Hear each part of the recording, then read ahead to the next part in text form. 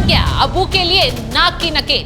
विधानसभा में मचा बवाल, अबू किए गए बहाल। अखिलेश को ले डूबा अबू का औरंगजेब प्रेम। समाजवादी पार्टी का नेता, आपका विधायक घोषणा करो ना, उस कमबख्त को निकालो पार्टी से और उसको एक बार यूपी भेज दीजिए, बाकी उपचार हम अपने आप करवा लेंगे।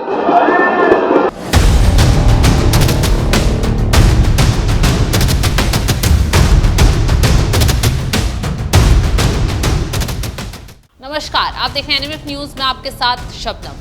समाजवादी पार्टी के कद्दावर नेता और अखिलेश के करीबी अबू आजमी की फिसली जुबान औरंगजेब की तारीफ वाला काम नकेल बन गया है, क्योंकि एक तरफ शिवसेना ने हल्ला काट दिया तो दूसरी तरफ योगी आदित्यनाथ ने अबू आजमी का इलाज करने की चेतावनी दे डाली है।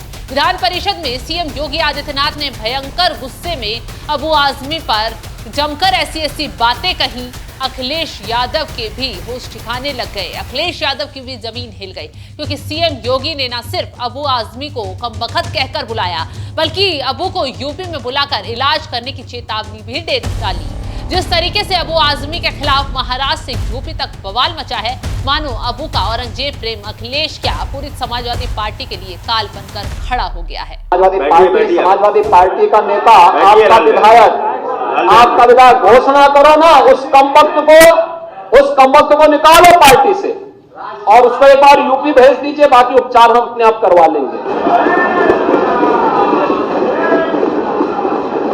जो व्यक्ति छत्रपति शिवाजी महाराज की परंपरा पर गौरव की अनुभूति करने की बजाय लज्जा महसूस कर रहा हो और औरंगजेब को अपना नायक मान रहा हो, क्या उसको भारत के अंदर रहने का अधिकार होना चाहिए क्या? और समाजवादी पार्टी को इसका जवाब देना चाहिए। एक तरफ आप कुंभ को कोसते रहे और दूसरी तरफ औरंगजेब जैसे दुष्ट और क्रूर धर्मान मंदिरों को तोड़ने वाले व्यक्ति को, भारत की आस्था को निर्ममता के साथ रौंदने का कार्य करने वाले व्यक्ति को महिमा मंडन करते हो।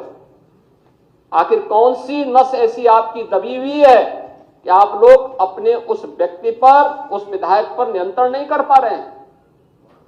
और इसीलिए मैं कहना चाहता हूं कि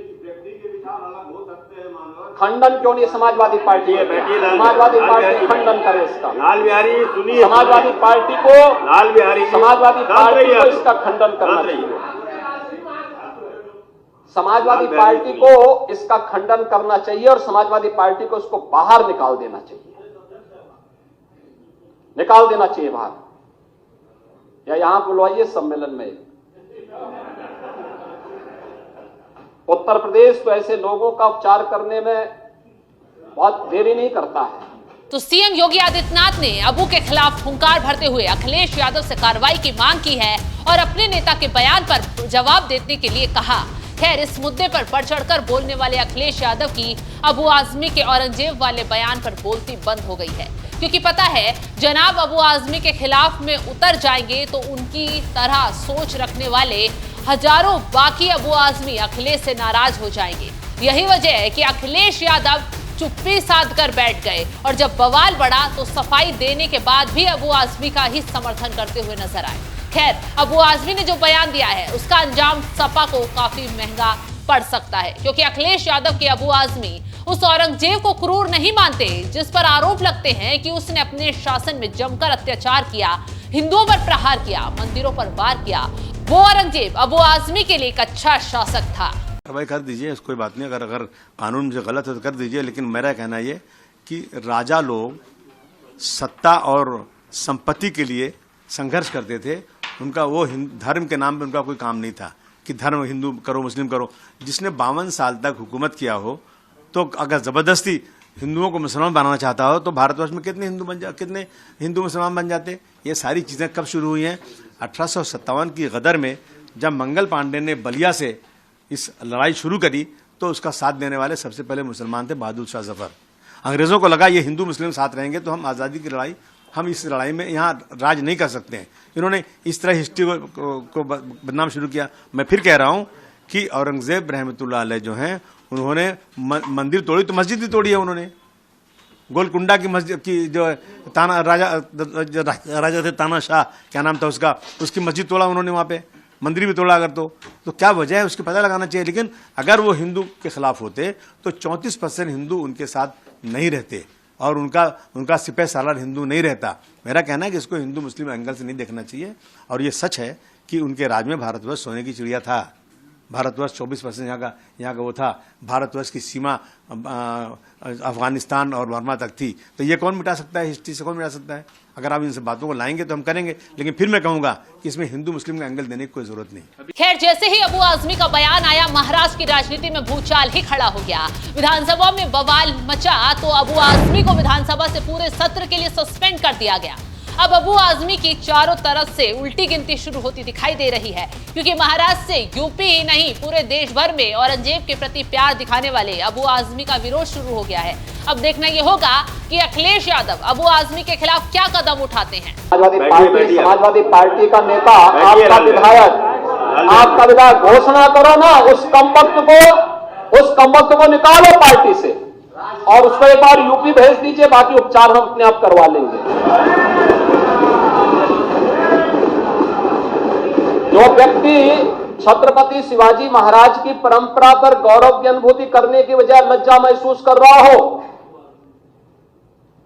और औरंगजेब को अपना नायक मान रहा हो, क्या उसको भारत के अंदर रहने का अधिकार होना चाहिए क्या?